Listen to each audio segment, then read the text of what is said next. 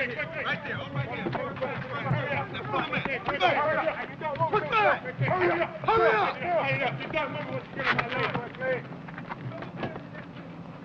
While you are here at Paris South, the last word out of your mouth at all times will be sir. Is that understood? Yeah. Anytime any Marine, any officer, any drill instructor tells you to do anything, we do it as fast as we daggone can. Is that understood? Yes, sir. Anytime that anybody talks to you, you will sound off in a loud voice. The loudest voice that you could possibly muster. Is that understood? Yes, sir. All those gold badges, sneakers and all. After every battle, after every war, generation after generation, year after year, the Corps renews its strength. From this lifeline of new and untried Marine recruits flows the Corps' future leadership.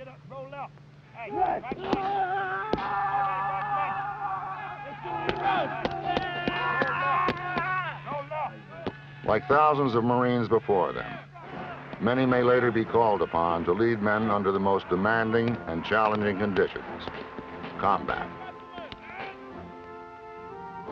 But gaining skills to successfully lead men into combat does not just happen.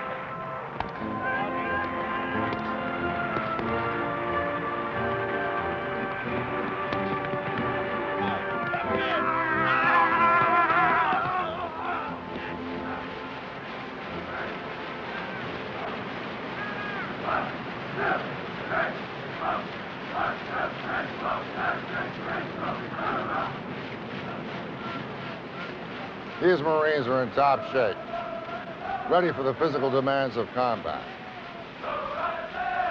Physical conditioning like this, along with realistic training, prepares Marines to fight and win on the battlefield.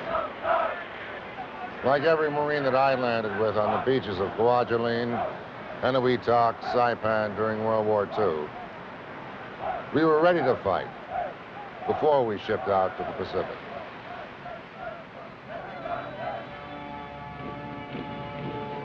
It's too late waiting for the combat and then learn your job. You have to talk to other combat veterans. You have to read on past wars or Korea, Iwo Jima, look at films, lessons learned in Vietnam, some of the problems that we've had. It's your responsibility to maintain that knowledge, not wait until you get in a combat situation and then learn from there.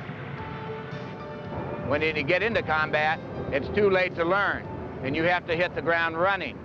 And I think we learned that ahead of time. A combat leader is also a good leader in peacetime. If he can't lead in peacetime, he will never make it in combat. Everything a Marine does in peacetime prepares him emotionally and physically to be victorious on the battlefield. Beginning with the raw materials of strong character and worthy values, leadership skills are carefully molded by the expert hands of drill instructors and unit leaders. Hammered into fighting shape in the forge of intense training, hardened by the fires of Marine tradition, galvanized by self-discipline, pride, and patriotism.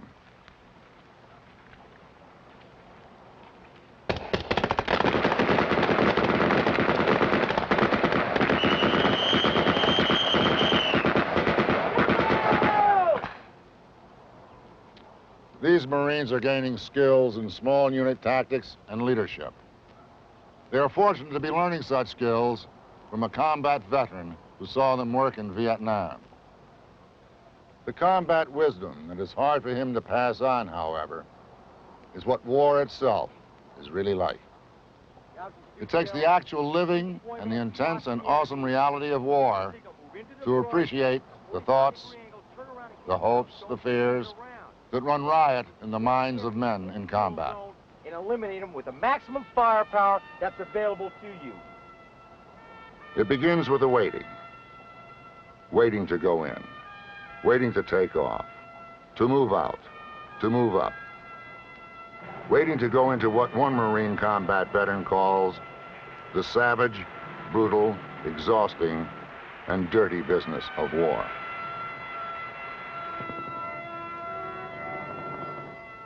E.B. Sledge, nicknamed the Sledgehammer, saw and felt combat at its most intimate level, that of the grunt. Sledge remembers his first campaign, voicing the thoughts, the feelings of every Marine before his first attack. Would I ever see my family again? Would I do my duty or be a coward? Could I kill? I never experienced any more agonizing suspense than the excruciating torture of those moments before we received the signal to begin the assault. I broke out in a cold sweat as the tension mounted with the intensity of the bombardment. My stomach was tied in knots. I had a lump in my throat, swallowed with great difficulty. I felt nauseated and feared that my bladder would empty itself and reveal me to be the coward I was. Fear, a reality of war.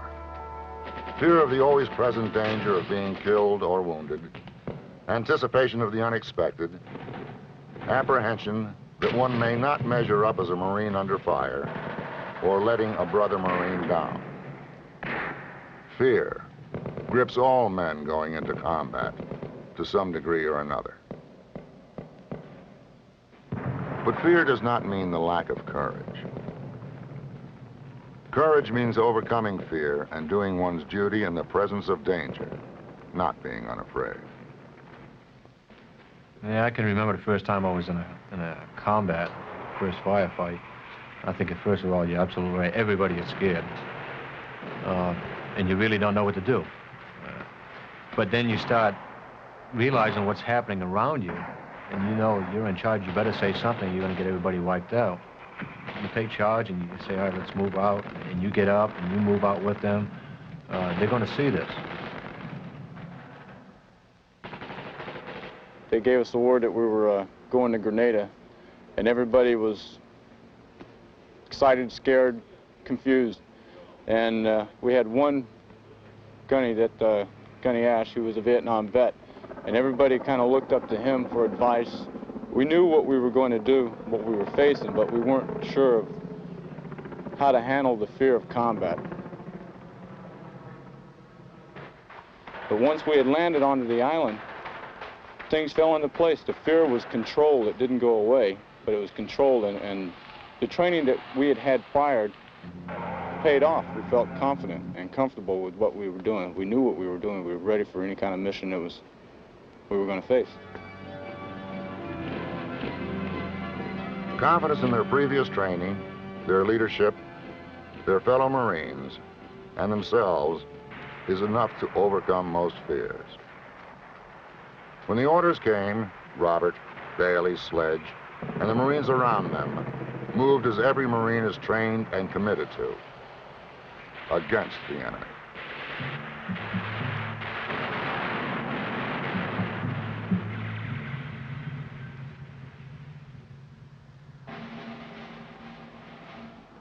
To those of us who entered the meat grinder itself, it was another world of fear and horror, where the fighting dragged on, and escape seemed less and less likely.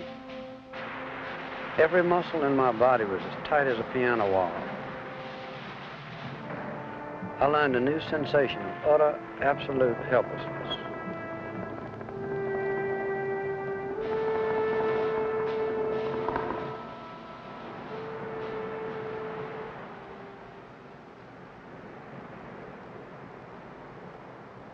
At times, it was though as I was alone out there on the battlefield, utterly forlorn in a tempest of violence.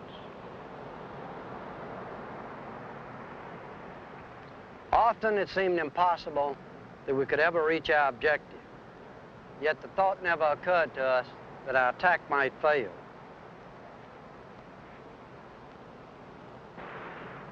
For us, Combat was a series of changing events characterized by confusion, awesome violence, gripping fear, physical stress and fatigue, fierce hatred of the enemy, and overwhelming grief over the loss of friends.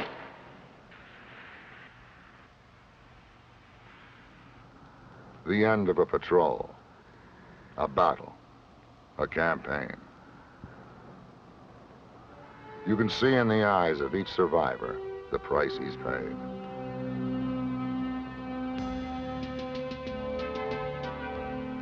Yet throughout the history of the Corps, Marine combat veterans have gone on to fight again, and for good reason. A man's ability to survive in combat depends on his comrades and his immediate leadership.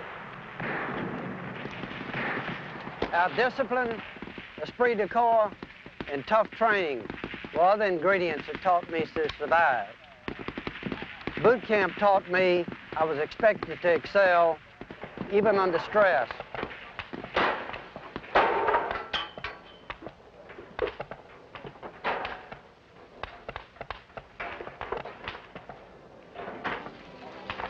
Combat is a vindication of Marine training. Proof that each Marine can use his weapon and equipment efficiently in combat. Proof that he can trust and depend upon the Marines on each side of him and on his leadership.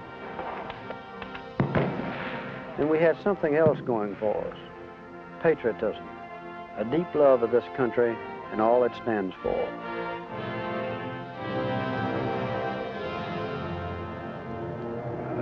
The individual that's in the lead position has to have the right mental attitude. He has to believe in himself, and he has to believe in the people around him. You believe so strongly in your people that if something were to happen to you, you feel that the whole thing will move on.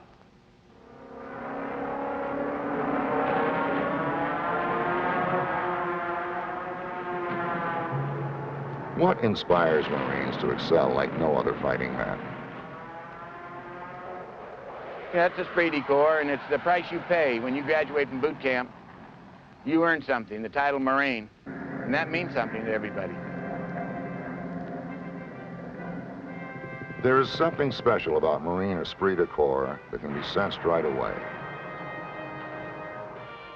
A British observer, while watching a Marine regiment move against a communist division in a last-ditch effort to save the Busan perimeter, our last toehold in Korea, said, and I quote, "They are faced with impossible odds, but I have a feeling that they will halt the enemy."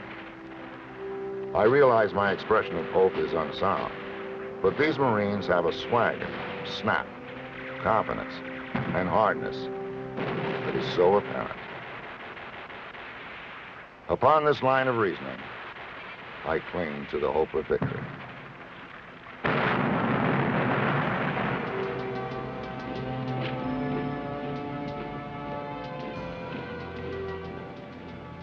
Esprit de corps is built on commitment.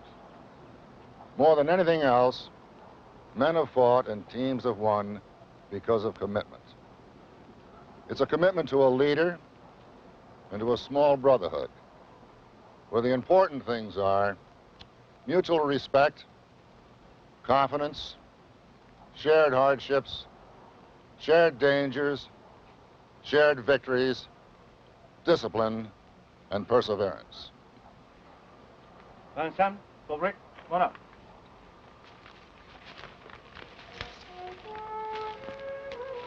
Marines fight because of their perspective on how they fit into what I would call a family. And they know what the other members of that family will do because of their training and their involvement with their fellow Marines. And then it gets down to that point where he, the individual, is concerned that he does his share, that he does what his buddies expect him to do. And it's not letting those other Marines down. Marines fight for other Marines. They fight for the Marines in their unit, their buddies, the guy in the next foxhole, and they also fight for all those Marines that have gone before them. The ultimate challenge to leadership in combat is to accomplish the mission while at the same time minimizing casualties, taking care of your men, being concerned for their welfare.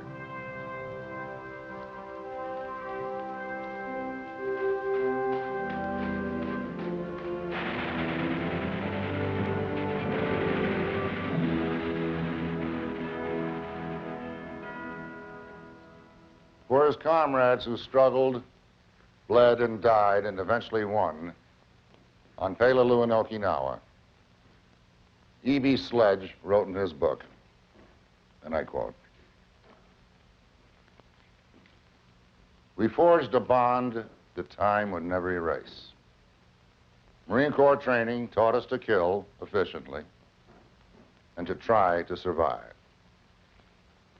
But it also taught us loyalty to each other and love."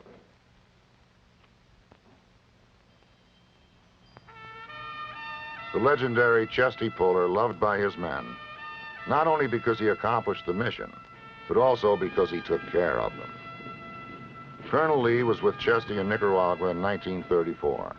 The general called Lee the Iron Man because of his extreme bravery in combat. It took somewhere around about 2 months for them to get acquainted with him. And from there on, they followed him just exactly the same as a bird dog would follow a gunner in the field. He took care of his men. Some leaders lead by fear. I think a more effective leader leads by example. He shows care and concern for his Marines. He respects them, and they in turn respect him. They will follow him in combat knowing that he'll not waste them. Don't ask anything of your troops that you could not do yourself. If you told them to move out, you better move out with them. You better lead the way.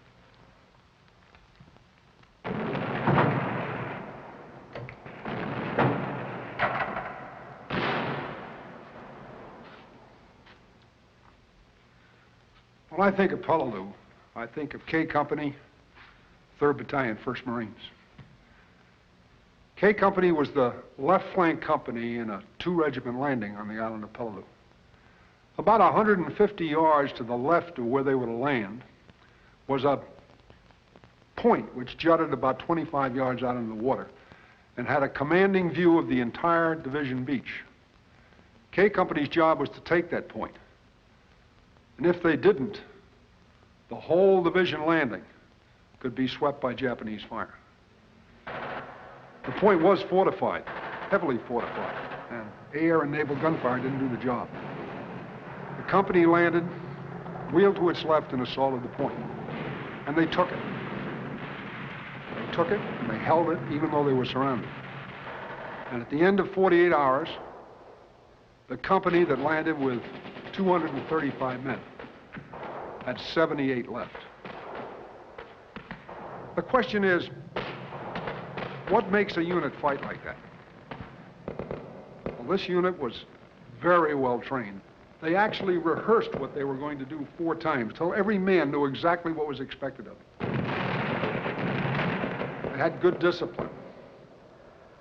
And they were governed by a driving spirit of unshakable loyalty on the part of each Marine to his fellow Marines.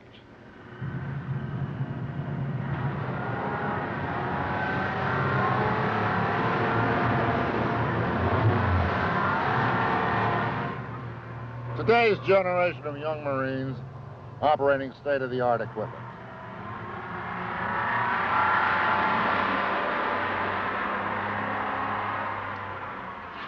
Do the concepts of discipline, unit identity, tradition, esprit de corps, teamwork, mission accomplishment have a different meaning to these Marines than they did to us 40 years ago? Is a different approach to leadership needed to inspire these conditions? Well, I would say leadership in the Marine Corps has been the same since 1775. What we're after. Leadership is the ability to take people and mold them into a winning unit in combat, to be able to get the best, to make them excel, and at the same time take care of them and bring them back. When I went through the boot camp and basic school back in the early Vietnam War years, the word then was who, what, where, when, and only so much of why as was absolutely necessary. Over the years and culminating in Grenada, I've come to realize that why might be the most important part of all. I don't mean why and the political why of why are we in Grenada, Colonel, but the tactical why. Why do you want me to do what you just told me to do?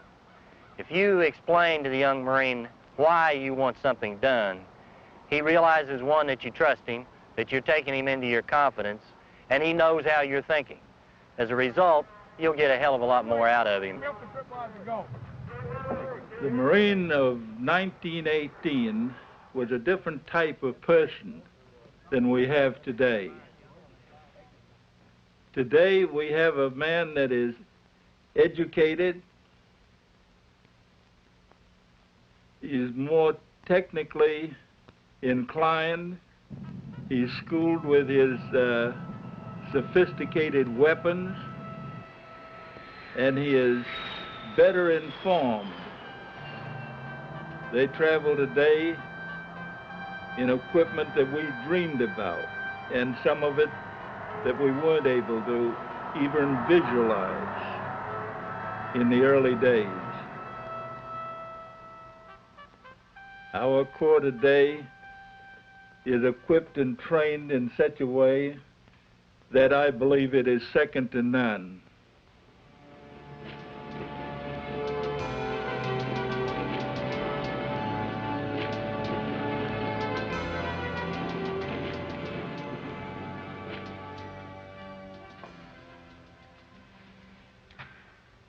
In the 3 wars that I've served in, there have been a lot of differences.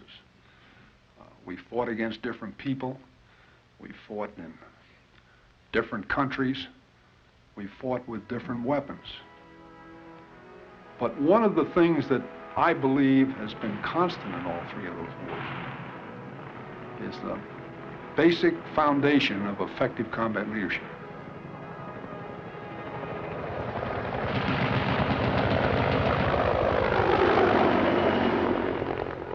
The Marines over there are all NCOs, going through a leadership course. They've been taught leadership traits and principles throughout their training. The same ones taught to my leaders in World War II. The same ones taught to leaders during Vietnam, the Korean War, and long before.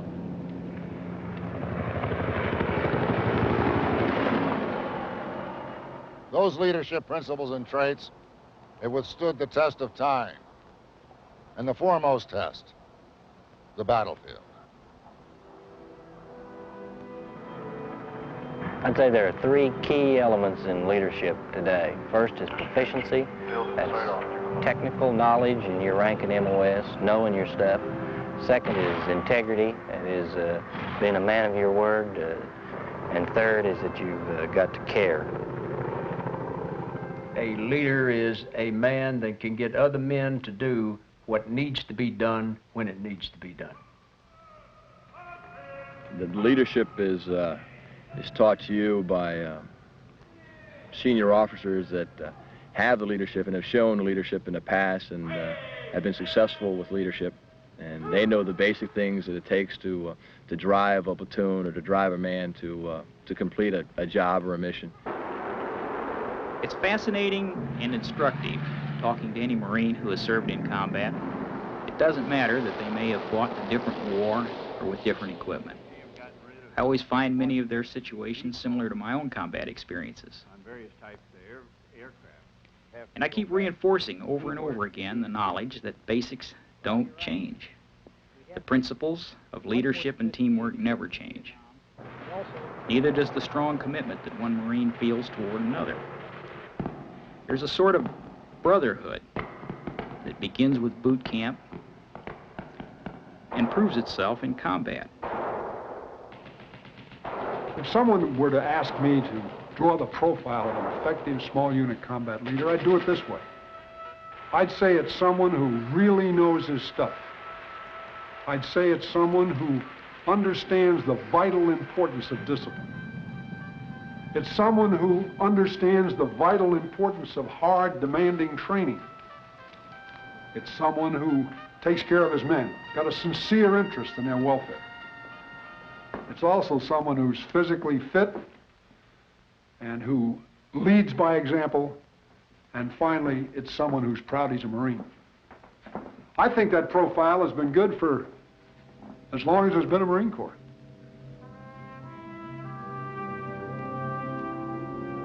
Throughout our long, proud history, combat veterans have taught untried Marines how to fight, to lead, and win on the battlefield. As these veterans leave the Corps, they take their combat experience with them. But to those who would study and learn from those experiences, the wisdom of combat will not be lost.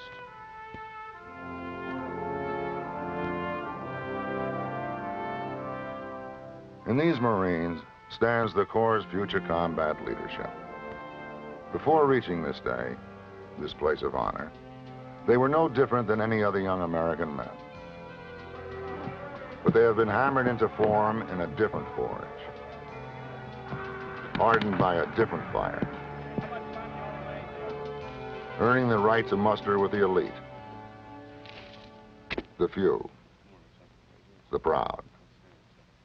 If called upon, there is no doubt that they will fight with incredible bravery and win on any battlefield in the same tradition of those combat Marines who have gone before them.